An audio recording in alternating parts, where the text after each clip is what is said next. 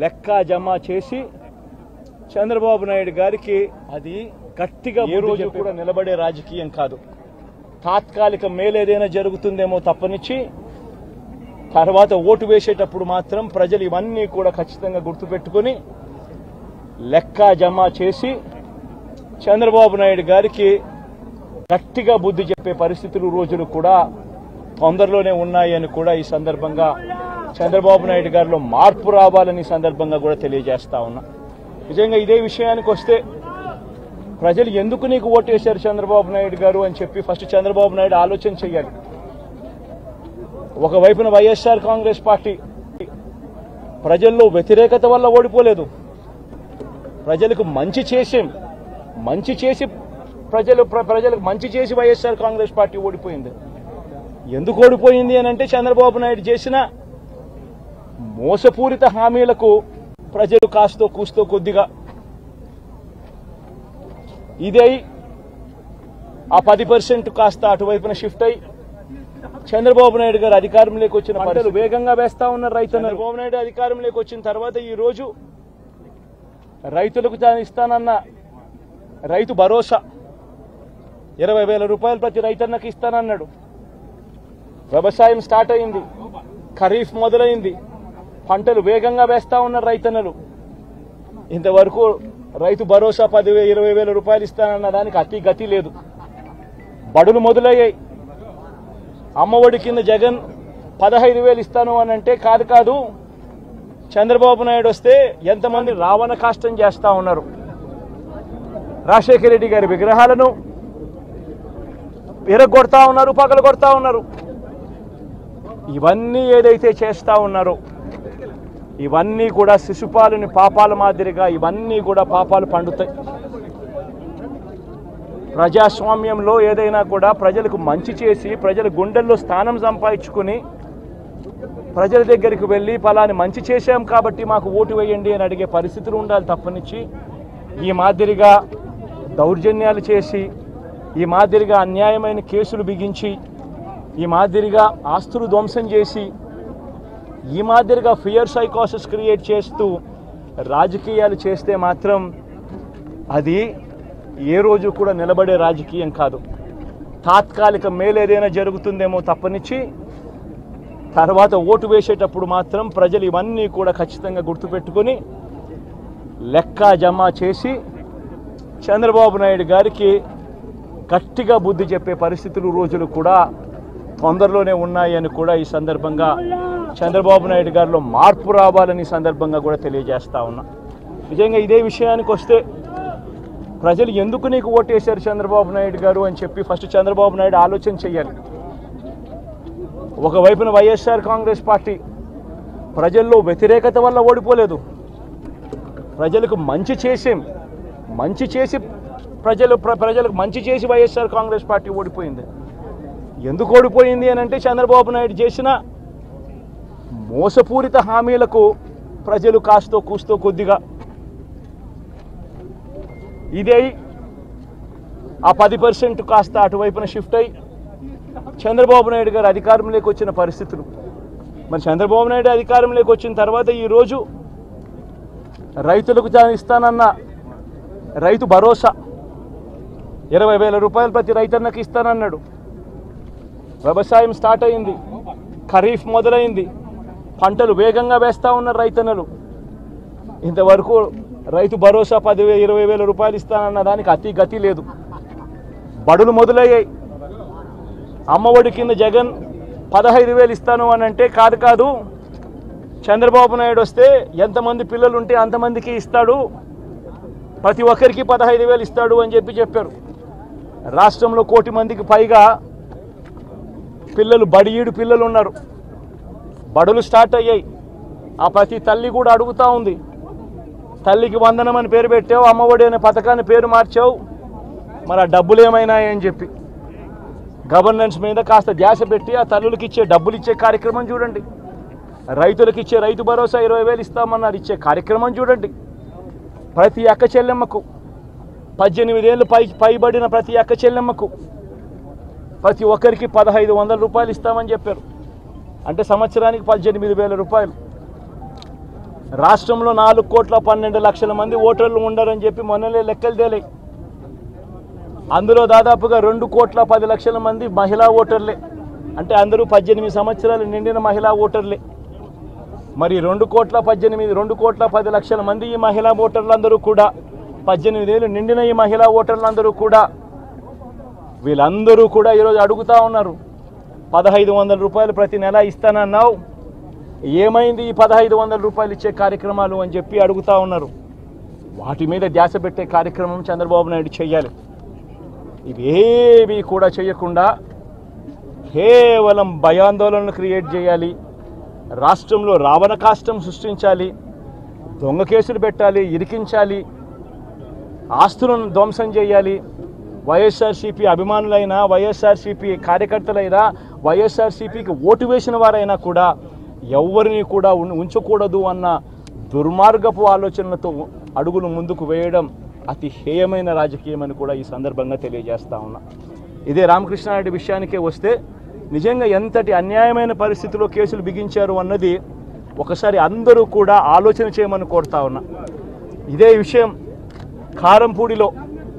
కారంపూడి ఘటన జరిగింది ఎప్పుడు?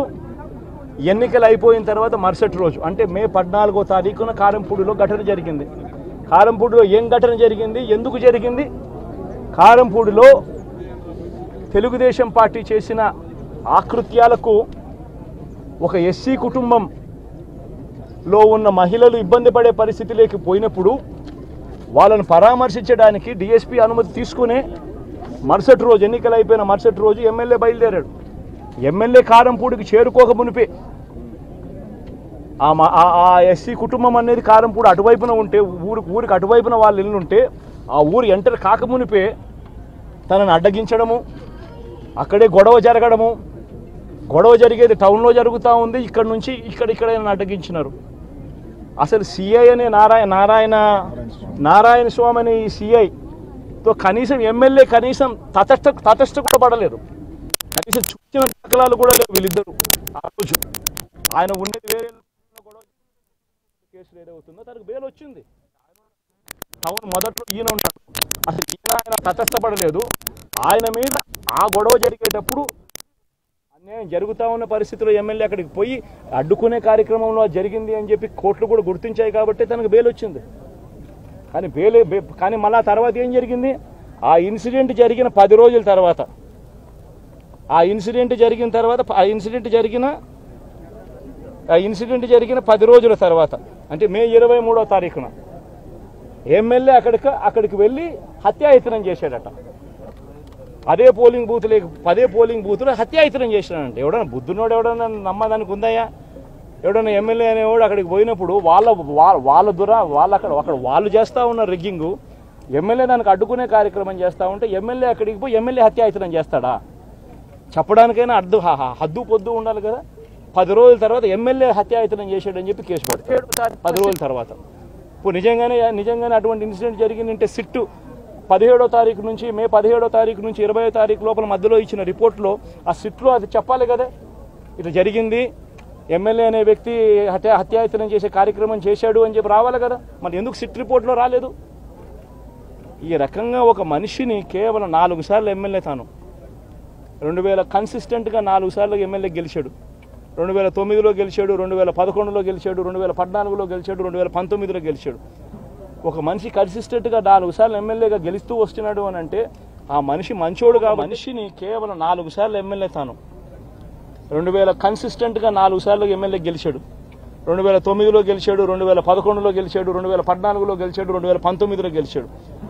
ఒక మనిషి కన్సిస్టెంట్గా 4 సార్లు ఎమ్మెల్యేగా గెలుస్తూ వస్తున్నాడు అని అంటే ఆ మనిషి మంచోడు కాబట్టే గెలుస్తూ వచ్చాడు, ఆ మనిషి మంచోడు కాబట్టే ప్రజలు ఆశీర్వదిస్తూ వచ్చారు. అటువంటి వ్యక్తిని తీసుకొని వచ్చి తప్పుడు కేసులలో ఈ మాదిరిగా బిగించడం ఎంత మటుకు ధర్మం? ఈరోజు ఒక్క రామకృష్ణారెడ్డి ఒక్క పరిస్థితే కాదు, రాష్ట్ర వ్యాప్తంగా ప్రతి గ్రామంలోనూ కూడా ఇదే కార్యక్రమాలు జరుగుతూ ఉన్నాయి.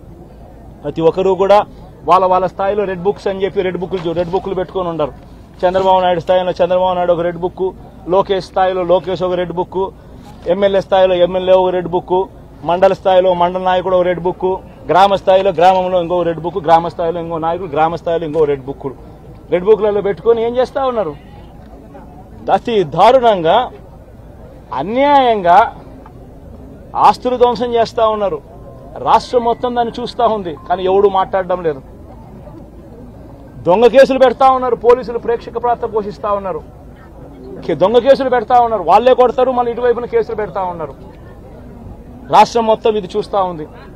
చీని చెట్లు నరికేస్తా ఉన్నారు, ఆస్తులు ధ్వంసం చేస్తూ ఉన్నారు, కనిపిస్తూ ఉంది.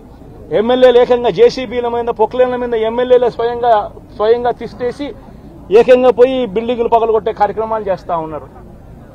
ఇంతటి దారుణంగా నిజంగా చేస్తూ ఉన్నారు అని అంటే ఎల్లకాలం ప్రభుత్వం మీది కాదు, ఎల్లకాలం రోజులు మీయే ఉండవు చంద్రబాబు, అది గుర్తుపెట్టుకో. మీ పాపాలు పండుతా ఉన్నాయి వేగంగా.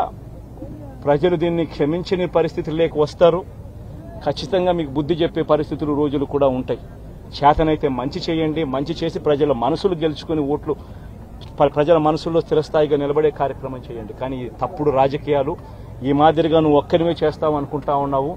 ఇదే మాదిరిగా చెప్పడానికైనా హద్దు పొద్దు ఉండాలి కదా.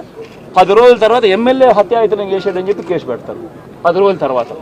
ఇప్పుడు నిజంగానే అటువంటి ఇన్సిడెంట్ జరిగిందంటే సిట్టు 17వ తారీఖు నుంచి మే 17వ తారీఖు నుంచి 20వ తారీఖు లోపల మధ్యలో ఇచ్చిన రిపోర్ట్లో ఆ సిట్లో అది చెప్పాలి కదా, ఇది జరిగింది, ఎమ్మెల్యే అనే వ్యక్తి హత్యాయతనం చేసే కార్యక్రమం చేశాడు అని చెప్పి రావాలి కదా. మరి ఎందుకు సిట్ రిపోర్ట్లో రాలేదు?